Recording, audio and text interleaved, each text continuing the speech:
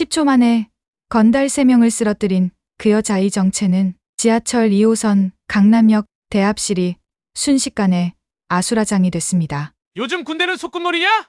여자들까지 받아주고! 술에 취한 동네 건달 최동철이 공군 중위 이수진을 조롱하며 괴롭히고 있었어요. 주변 승객들은 모두 고개를 돌리며 외면했죠. 바로 그때였습니다. 그 손 치우세요. 평범한 트레이닝복을 입은 여성이 나타났어요. 30대 후반으로 보이는 평범한 아줌마 같았죠. 뭐야, 아줌마가? 최동철이 코웃음을 치며 그녀의 멱살을 잡으려 했습니다. 그 순간 쿵, 쿵, 쿵 10초도 안 되어 최동철과 부하 3명 모두가 바닥에 널브러져 있었어요. 사람들의 입이 떡 벌어졌습니다. 해병대 특수부대 중용 강민입니다. 평범해 보이던 그 여자의 충격적인 정체가 밝혀지는 순간이었어요. 하지만 이건 단순한 영웅담이 아니었습니다. 이수진이 할아버지 유품인 낡은 소방관 배지를 꺼내자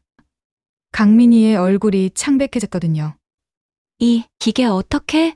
28년 전 대형 산불 현장에서 죽을 뻔했던 해병대 소위 강민희를 목숨을 걸고 구해준 그 사람, 김태준, 바로 이수진의 할아버지였던 거예요. 운명 같은 재회의 기쁨도 잠시 굴욕당한 최동철이 섬뜩한 복수를 계획하기 시작했습니다. 이번엔 내가 똑같이 갚아줄 차례야. 그의 타겟은 강민희의 23살 딸 의대생 강윤아였어요. 28년 전 한 번의 선행이 어떻게 세대를 넘나들며 지적을 만들어낼까요? 그리고 최동철의 치밀한 복수로부터 과연 윤아를 구할 수 있을까요? 지금부터 시작되는 믿기 어려운 사건들을 만나보세요. 오후 6시 30분 지하철 2호선 강남역 퇴근 시간 대합실은 사람들로 가득했어요. 정장 입은 직장인들과 학생들이 서둘러 지나다녔습니다. 그 사이로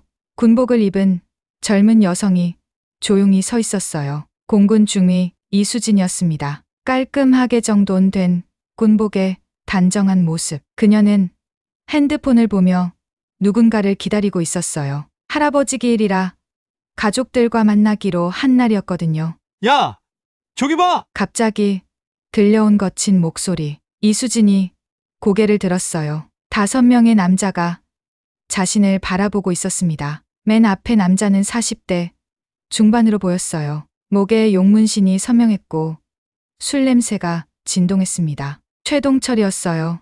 요즘 군대는 소꿉놀이냐? 최동철이 킥킥 웃으며 이수진에게 다가왔어요. 부하들도 따라 움직였습니다. 이수진의 가슴이 쿵쾅거렸어요. 주변 사람들의 시선이 느껴졌지만 아무도 나서지 않았습니다. 모두 고개를 돌리거나 휴대폰만 바라봤어요. 여자들까지 받아주고 군대가 뭐가 됐다고? 최동철의 목소리가 점점 커졌어요. 그의 눈빛에는 이상한 분노가 담겨 있었습니다. 이수진은 침착하게 대답했어요. 지나가세요.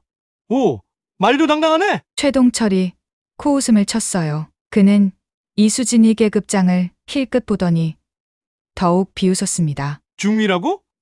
나도 군대 다녀왔거든. 부사관 6년! 그의 목소리에 도끼가 스며들었어요. 사실 최동철은 군복무 중 여성 상관과의 갈등으로 불명예에 전역했거든요. 그 기억이 지금도 그를 괴롭히고 있었습니다. 군복 벗으면 그냥 애송이잖아. 부하 하나가 맞장구를 쳤어요. 이수진이 얼굴이 붉어졌어요. 하지만 그녀는 참았습니다. 군인으로서 품위를 지켜야 했거든요. 바로 그때였어요. 그 손 치우세요. 낮은 목소리가 들렸어요. 최동철이 뒤를 돌아봤어요. 평범한 트레이닝복을 입은 여성이 서 있었습니다. 30대 후반으로 보이는 그녀는 차분한 표정이었어요. 강민이었습니다. 뭐야? 아줌마가? 최동철이 어이없다는 듯 웃었어요. 나한테 뭐라고 하는 거야? 강민이는 대답하지 않았어요. 대신 천천히 최동철에게 다가갔습니다. 그녀의 눈빛이 차갑게 변했어요. 마지막으로 말해요. 물러서세요. 이 미친년이! 최동철이 손을 뻗었어요. 강민희의 역사를 잡으려 했습니다. 순간이었어요. 강민희의 몸이 번개처럼 움직였어요. 최동철의 손목을 잡고 몸을 틀더니 완벽한 업어치기로 그를 바닥에 내동댕이 쳤습니다. 쿵! 엄청난 소리와 함께 최동철이 바닥에 쓰러졌어요. 형님, 부하들이 깜짝 놀라며 달려들었어요. 하지만 강민희는 침착했어요. 첫 번째 부하의 주먹을 피하고 다리를 걸어 넘어뜨렸습니다. 두 번째 부하는 팔을 비틀어 제압했어요. 10초도 안 걸렸어요. 세 명 모두 바닥에 널브러져 있었습니다. 대합실이 조용해졌어요. 모든 사람들이 숨을 죽이고 이 광경을 지켜봤습니다. 믿기 어렵다는 표정들이었어요. 최동철이 일어나려 했지만 강민희가 그를 내려다봤어요. 다시는 군인을 건드리지 마세요. 그녀의 목소리는 낮았지만 무서웠어요. 최동철과 부하들이 비틀거리며 도망쳤어요. 꼬리를 내린 개처럼 말이에요. 강민희가 이수진에게 다가갔어요. 괜찮으세요? 네, 정말 감사합니다. 이수진의 목소리가 떨렸어요. 그런데 강민희를 자세히 보던 이수진의 눈이 커졌습니다. 뭔가 낯익은 느낌이었어요. 혹시 이수진이 조심스럽게 물었어요. 강민희가 미소를 지었어요. 그리고 자연스럽게 말했습니다. 해병대 특수부대 중용 강민입니다. 이수진의 입이 벌어졌어요. 순간 주변이 조용해졌어요. 그녀는 급히 자세를 바로 하고 정중한 경례를 올렸습니다. 공군 중위 이수진입니다. 강민희가 경례를 받으며 따뜻하게 웃었어요. 주변 사람들이 웅성거리기 시작했어요. 방금 전 그 대단한 실력의 정체가 밝혀진 거였어요. 하지만 이수진의 마음 한구석에는 이상한 느낌이 들었어요. 분명히 어디선가 본 것 같은 얼굴이었거든요. 할아버지와 관련된 뭔가가 있을 것 같았어요. 그녀는 아직 몰랐어요. 28년 전부터 시작된 운명의 실이 지금 다시 이어지고 있다는 것을. 지하철역 근처 카페, 민희와 수진이 마주 앉았어요. 수진은 가방에서 작은 상자를 꺼냈습니다. 할아버지의 유품이었어요. 상자 안에는 낡은 소방관 배지가 들어있었어요. 민희의 얼굴이 하얗게 질렸어요. 손이 덜덜 떨렸습니다. 그 배지를 보는 순간 28년 전 기억이 쏟아져 들어왔거든요. 이게 어떻게? 민희의 목소리가 갈라졌어요. 수진이 조심스럽게 물었어요. 혹시 이 배지를 아세요? 민희는 대답할 수 없었어요. 가슴 깊은 곳에서 뭔가가 터져 나오려 했거든요. 28년 전 그날이 선명하게 떠올랐어요. 1996년 9월 강원 도산간 지역에 대형 산불이 났어요. 바람이 너무 세서 불길이 걷잡을 수 없이 번졌습니다. 당시 25살 소위였던 민희는 진화 작전에 투입됐어요. 소희님, 위험해요! 동료가 소리쳤지만 민희는 들리지 않았어요. 앞이 보이지 않을 정도로 연기가 자욱했거든요. 산 전체가 지옥 같았어요. 나무들이 타면서 내는 소리, 바람에 휘몰아치는 불꽃, 숨을 쉴 수도 없었습니다. 민희는 고립된 민간인을 구하러 더 깊숙이 들어갔어요. 그때였어요. 쿵! 갑자기 타다만 거대한 나무가 떨어졌어요. 민희는 피하려 했지만 너무 늦었습니다. 머리에 강한 충격이 왔어요. 정신이 깜깜해졌어요. 얼마나 지났을까요? 여보세요. 정신 차리세요. 누군가의 목소리가 들렸어요. 40대 중반 남자의 음성이었습니다. 민희가 천천히 눈을 떴어요. 낯선 천장이 보였습니다. 다행이다. 정말 다행이야. 남자가 안도의 한숨을 내쉬었어요. 김태준이었어요. 그는 산에서 나무를 캐다가 쓰러진 민희를 발견했거든요. 계급장을 보고 우리 군인임을 확인한 후 집으로 데려온 거였어요. 여기가 어디죠? 민희가 약한 목소리로 물었어요. 안전한 곳이에요. 걱정 마세요. 태준의 목소리는 따뜻했어요. 민희는 주변을 둘러봤어요. 지하 창고 같은 곳이었습니다. 짚이 깔려 있고 물과 간단한 약들이 놓여 있었어요. 왜 저를 도와주시는 거예요? 나라를 지키는 분을 어떻게 그냥 두겠어요? 태준의 눈빛이 진심이었어요. 바로 그때 계단 위에서 발소리가 들렸어요. 21살 청년이 내려왔어요. 태준의 아들 현우였습니다. 아버지! 산불이 마을까지 번지고 있어요!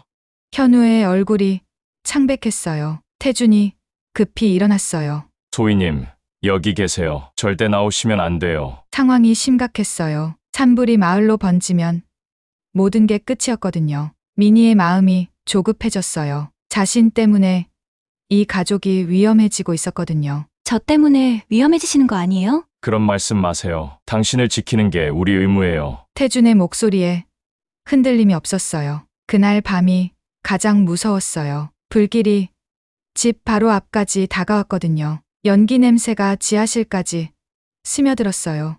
현우가 아버지에게 속삭였어요. 아버지, 정말 괜찮을까요? 우리까지 위험해지는 거 아니에요? 태준이 아들의 어깨를 잡았어요. 현우야, 사람을 구하는 일에 계산이 어디 있니? 누군가는 해야 하는 일이야. 그 순간 현우의 마음에 뭔가가 꽂혔어요. 아버지의 모습이 너무 멋있었거든요. 위험을 무릅쓰고 남을 돕는 그 용기가 감동적이었어요. 나도 저런 사람이 되고 싶다. 현우는 그날 소방관이 되기로 마음먹었어요. 3일이 지났어요. 미니의 상처가 많이 나아졌어요. 태준과 현우의 정성스러운 간병 덕분이었습니다. 산불도 진화됐다는 소식이 들려왔어요. 미니가 떠날 때가 됐어요. 정말 감사했습니다. 미니가 깊이 고개를 숙였어요. 눈물이 날 것 같았습니다. 태준이 손을 내밀었어요. 무사히 돌아가세요. 그게 가장 큰 보답이에요. 미니가 태준과 악수를 나눴어요. 따뜻하고 든든한 손이었습니다. 현우도 다가왔어요. 저도 언젠가는 사람을 구하는 일을 하고 싶어요. 미니가 현우를 바라봤어요. 21살 청년의 눈빛이 반짝였습니다. 꼭 그런 사람이 되세요. 미니가 떠나는 모습을 보며 태준이 중얼거렸어요. 잘 사시길 바래요. 카페에서 미니는 떨리는 목소리로 말했어요. 그 배지 김태준 씨 거죠? 수진의 눈이 커졌어요. 할아버지를 아세요?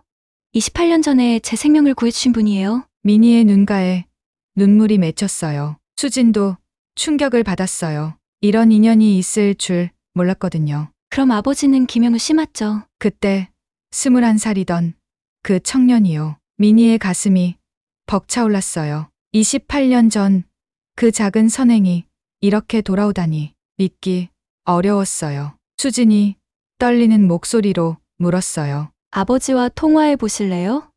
미니가 고개를 끄덕였어요. 운명의 재회가 시작되려 하고 있었어요. 수진이 떨리는 손으로 휴대폰을 꺼냈어요. 아버지께 전화 드릴게요.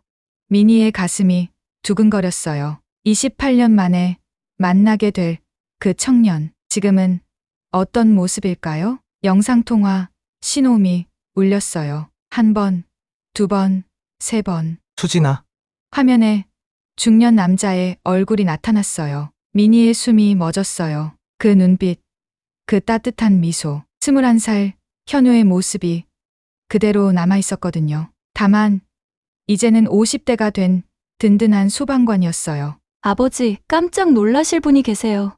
수진이 카메라를 미니 쪽으로 돌렸어요. 현우의 눈이 커졌어요. 잠시 말을 잃었습니다. 혹시 강민희 소희임이세요? 미니의 눈에서 눈물이 터져 나왔어요. 목소리가 떨렸습니다. 현우 씨 정말 오랜만이에요. 화면 너머 현우도 눈물을 흘리고 있었어요. 그의 목소리가 갈라졌습니다. 정말 살아계셨구나. 28년 동안 품고 있던 궁금함이 한순간에 해결됐어요. 그 군인이 무사했는지, 잘 살고 있는지 늘 궁금했거든요. 아버지께서 돌아가시기 전까지 소희님 이야기를 자주 하셨어요. 현우의 말에 미니의 가슴이 미어졌어요. 김태준 씨가 돌아가셨다고요? 네. 3년 전에 편안히 가셨어요. 미니는 고개를 떨궜어요. 그 따뜻했던 아저씨를 다시 볼 수 없다니. 하지만 뭔가 남겨두신 게 있어요. 내일 저희 집으로 오시겠어요? 다음 날 오후 미니와 수지는 현우의 집을 찾아갔어요. 서울 외곽의 조용한 주택가였습니다. 작은 마당에 꽃들이 예쁘게 피어 있었어요. 현우가 문을 열고 반갑게 맞아줬어요. 어서 오세요. 정말 꿈만 같아요. 거실 테이블 위에는 낡은 노트가 놓여 있었어요. 가죽 표지가 세월의 흔적으로 발해 있었습니다. 아버지의 일기장이에요. 현우가 조심스럽게 말했어요. 특히 그날 일을 자세히 적어두셨거든요.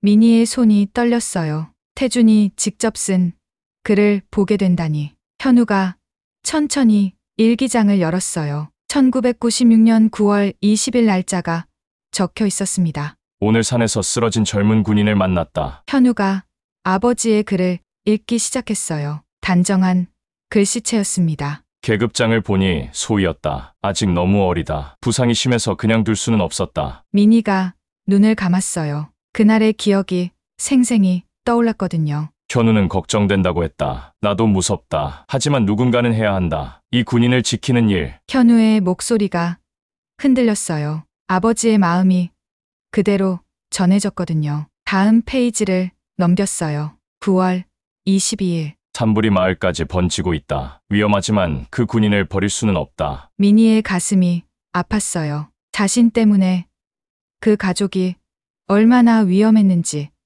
새삼 깨달았거든요. 현우가 소방관이 되겠다고 했다. 사람을 구하는 일을 하고 싶다고. 자랑스럽다. 수진이 조용히 말했어요. 할아버지 덕분에 아버지가 소방관이 되신 거네요. 마지막 페이지였어요. 9월 25일. 그 군인이 떠났다. 건강해 보여서 다행이다. 이름도 물어보지 못했다. 다만 무사히 돌아가길 바랄 뿐이다. 미니가 일기장에 손을 얹었어요. 태준 아저씨 무사히 잘 살았어요. 그녀의 목소리가 떨렸어요. 현우가 고개를 끄덕였어요. 아버지께서 가장 자랑스러워 하시던 일이었어요. 그때 수진이 제안했어요. 이 이야기를 더 많은 사람들과 나누면 어떨까요?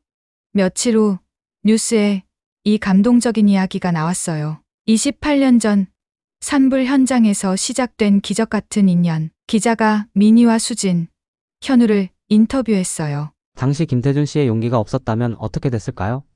미니가 진심으로 대답했어요. 제가 살아있는 것 자체가 기적이에요. 그분의 희생 덕분입니다. 현우도 말했어요. 아버지는 계산하지 않으셨어요.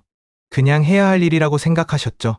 방송이 나간 후 엄청난 반향이 일었어요. 시청자들의 댓글이 쏟아졌습니다. 감동의 눈물이 멈추지 않는다. 진짜 영웅은 이런 분들이다. 선행이 순환되는 아름다운 이야기. 하지만 이 방송을 보고 있는 사람이 하나 더 있었어요. 어둠 속에서 텔레비전을 보고 있는 최동철이었습니다. 그의 얼굴에 차가운 미소가 번졌어요. 강민이 딸이 있구나. 화면에 나온 미니의 가족 사진을 보고 있었어요. 23살 딸 유나의 모습이 선명했습니다. 이번엔 내가 똑같이 갚아줄 차례야. 최동철의 눈빛이 위험하게 변했어요. 복수 계획이 그의 머릿속에서 만들어지고 있었습니다. 한편 미니는 이 모든 반응에 놀라고 있었어요. 이렇게 많은 분들이 관심을 가져주실 줄 몰랐어요. 현우가 따뜻하게 웃었어요. 아버지께서 하늘에서 기뻐하고 계실 거예요.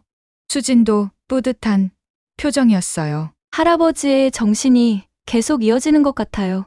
하지만 그들은 몰랐어요. 이 방송이 최동철에게 새로운 복수의 기회를 준다는 것을, 그리고 곧 더 큰 위기가 다가올 것이라는 것을. 아름다운 재회의 뒤편에서 어둠의 그림자가 움트고 있었어요. 어둠 속 원룸. 최동철이 텔레비전을 끄며 입가에 차가운 미소를 띄었어요. 방송에서 본 미니의 가족 사진이 머릿속에서 떠나지 않았습니다. 특히 그 딸, 23살 의대생 강유나. 재미있겠는데? 최동철의 눈빛이 위험하게 번뜩였어요. 그는 휴대폰을 꺼내 인터넷 검색을 시작했어요. 미니에 대한 기사들이 쏟아져 나왔습니다. 그 안에 가족 이야기도 자세히 나와 있었어요. 딸 유나는 서울의 한 의과대학에 다니고 있었어요. 성적도 우수하고 착한 아이라고 했습니다. 최동철의 가슴속에서 뭔가가 끌어올랐어요. 15년 전 기억이 선명하게 떠올랐거든요. 2009년 그는 육군 부사관이었어요. 성실하고 능력 있는 군인이었죠. 하지만 한 가지 문제가 있었습니다. 여자를 못 견뎌 했어요. 특히 자신보다 높은 계급의 여성 장교들이 싫었어요. 여자가 남자에게 명령하는 게 못마땅했거든요. 그러던 어느 날이었어요. 최동철 중사, 이리 와. 여성 대위가 그를 불렀어요. 김소영 대위였습니다. 똑똑하고 실력 있는 장교였죠. 하지만 최동철은 그녀가 마음에 들지 않았어요. 중사님, 이 보고서 다시 작성하세요. 뭐가 잘못됐습니까? 형식도 틀렸고 내용도 부족해요. 최동철의 얼굴이 붉어졌어요. 다른 남자 장교들 앞에서 망신당한 기분이었거든요. 여자가 뭘 안다고? 그가 중얼거렸어요. 뭐라고 하셨어요? 김 대위의 목소리가 차가워졌어요. 아무것도 아닙니다. 하지만 그날부터 최동철의 불만이 쌓이기 시작했어요. 김 대위는 능력 있는 장교였지만 최동철은 그게 인정되지 않았어요. 여자라는 이유만으로 무시하고 싶었거든요. 몇 달 후 결정적인 사건이 일어났어요. 최동철이 술을 마시고 부대에 들어왔어요. 김 대위가 그를 불러 주의를 줬습니다. 중사님, 이런 일이 반복되면 징계받습니다. 여자 주제에 나한테 뭐라고 하는 거야? 최동철이 큰 소리로 외쳤어요. 술 기운 때문에 평소 참고 있던 말이 터져 나온 거였어요. 지금 뭐라고 하신 거예요? 여자 주제에 남자한테 명령이나 하고 앉았네. 그 순간 주변이 조용해졌어요. 다른 군인들이 모두 충격을 받았거든요. 상급자에게 할 수 없는 말이었어요.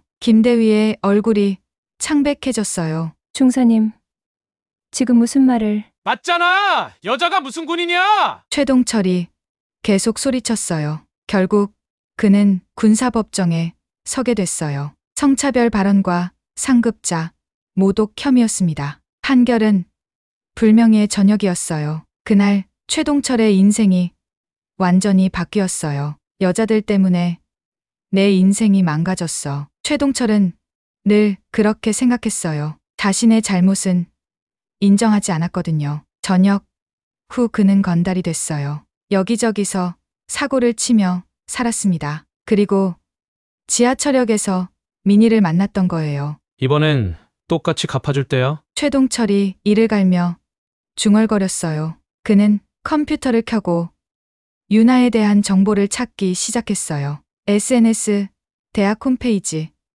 각종 인터넷 자료들을 뒤졌습니다. 유나의 일상이 하나씩 드러났어요. 매주 화요일과 목요일 늦은 시간까지 도서관에서 공부하는 것, 혼자 사는 원룸의 위치, 자주 다니는 카페와 식당들. 이 정도면 되겠어. 최동철의 입가에 섬뜩한 미소가 떠올랐어요. 그는 부하들을 불렀어요.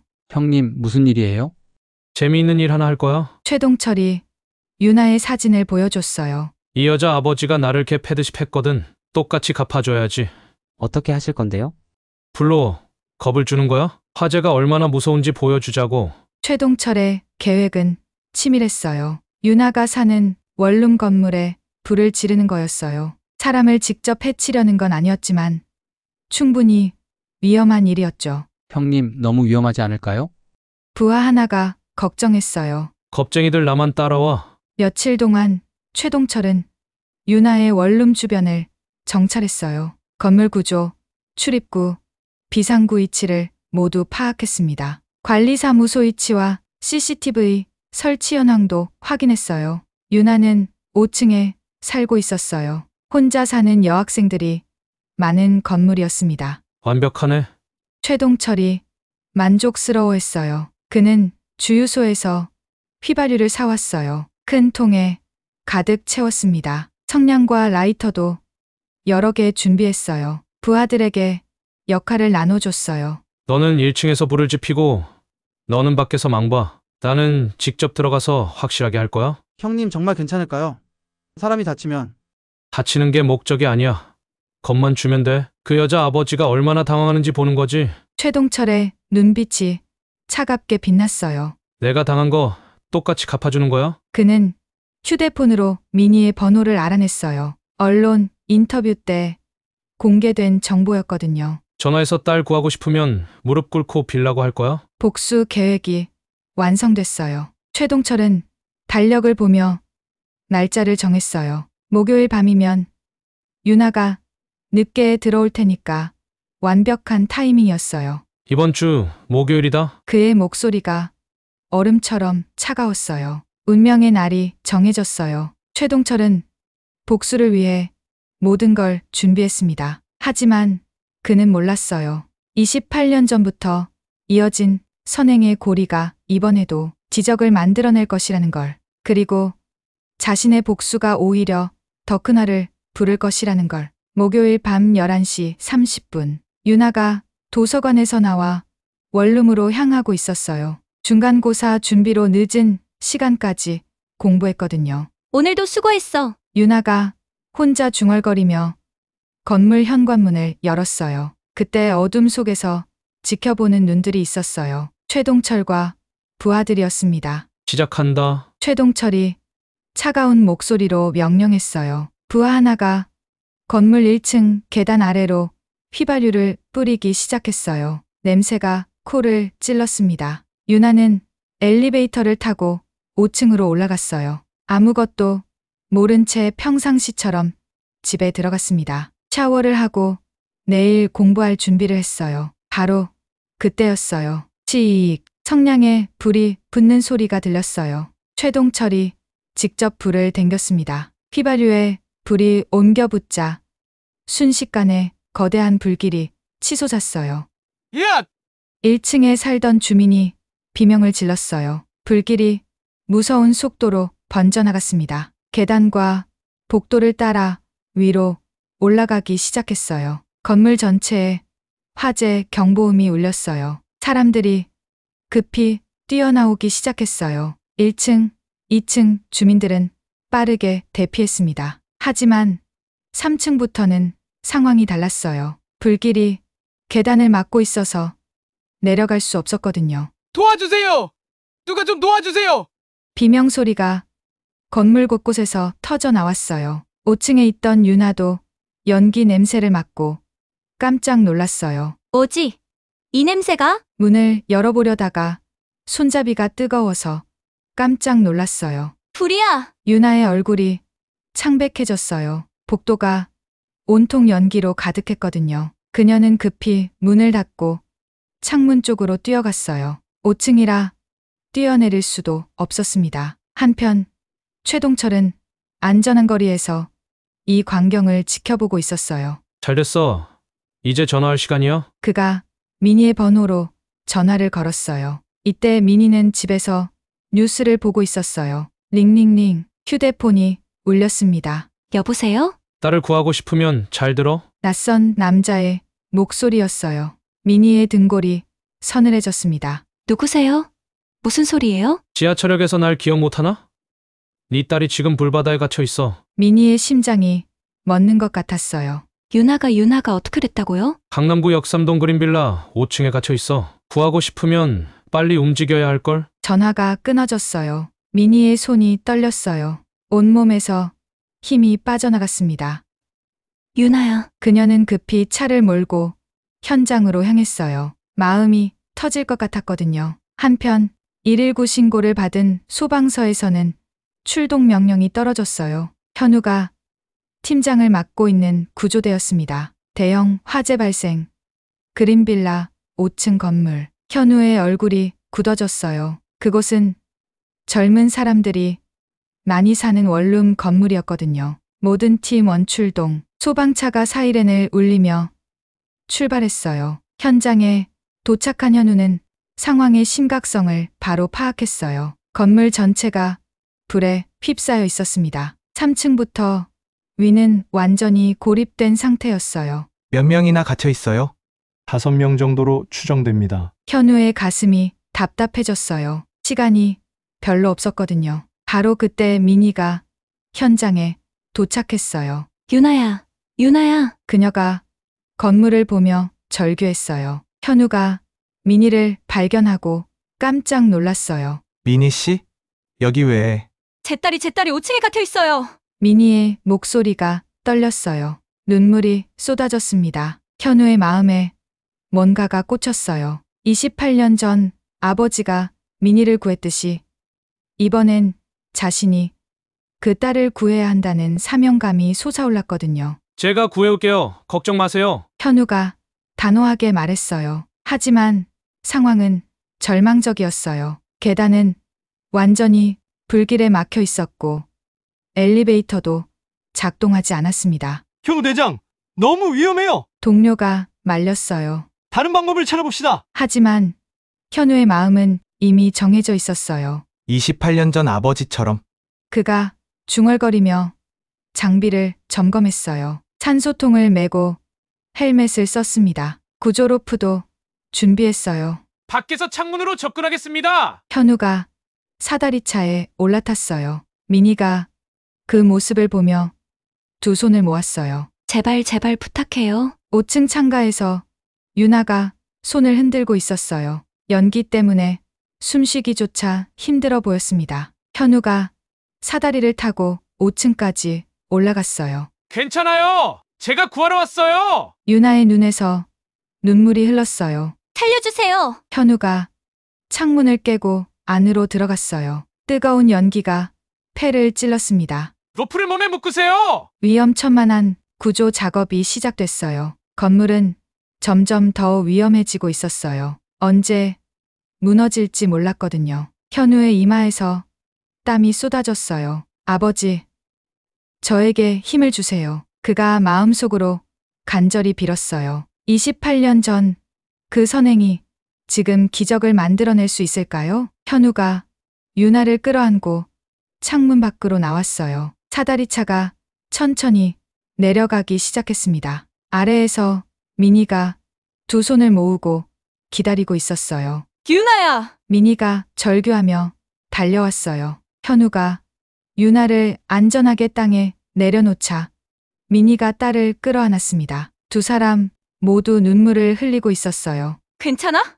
다친 데 없어? 엄마 정말 무서웠어요. 유나의 목소리가 떨렸어요. 아직 충격에서 벗어나지 못한 상태였거든요. 미니가 현우에게 깊이 고개를 숙였어요. 정말 정말 감사합니다. 현우가 헬멧을 벗으며 미소를 지었어요. 당연한 일을 했을 뿐이에요. 그 순간 경찰차들이 현장에 도착했어요. 최동철과 부하들이 체포되기 시작했습니다. 그들은 현장에서 완전히 도망치지 못했거든요. 야, 놔라고. 최동철이 발버둥쳤지만 소용없었어요. 미니가 그를 바라봤어요. 분노보다는 연민이 느껴졌습니다. 왜 이런 일을 했어요? 네가 나를 패듯이 했잖아. 최동철의 목소리에 절망이 섞여 있었어요. 그건 당신이 먼저. 하지만 미니는 말을 멈췄어요. 더 이상 소용없다는 걸 알았거든요. 최동철은 결국 방화와 협박 혐의로 구속됐어요. 3일 후 병원. 유나가 연기 흡입으로 입원해 있었어요. 다행히 생명에는 지장이 없었습니다. 병실에는 미니, 현우, 수진이 모여 있었어요. 정말 기적 같은 일이었어요. 수진이 감탄하며 말했어요. 현우가 창밖을 바라보며 중얼거렸어요. 아버지가 도와주신 것 같아요. 미니의 눈가가 촉촉해졌어요. 김태준 아저씨의 정신이 현우 씨를 통해 이어진 거예요? 유나가 침대에서 일어나 앉았어요. 저도 이제 알겠어요. 어떤 삶을 살아야 하는지. 모든 사람의 시선이 유나에게 집중됐어요. 의사가 되어서 생명을 구하고 싶어요. 현우 아저씨처럼, 할아버지처럼. 유나의 목소리에 확고한 의지가 담겨 있었어요. 미니가 딸의 손을 잡았어요. 자랑스럽다. 유나야. 현우도 감동스러운 표정을 지었어요. 아버지께서 정말 기뻐하실 거예요. 수진이 일어서며 말했어요. 저도 더욱 책임감 있는 군인이 되겠어요. 할아버지의 정신을 이어받아서. 병실에 따뜻한 침묵이 흘렀어요. 28년 전 태준의 작은 선행이 이렇게 큰 변화를 만들어냈다는 게 놀라웠거든요. 일주일 후 현우의 집. 네 사람이 다시 모였어요. 유나도 완전히 회복된 상태였습니다. 거실 테이블 위에는 태준이 일기장이 놓여 있었어요. 현우가 조심스럽게 펼쳤어요. 아버지가 마지막에 쓰신 글이 있어요.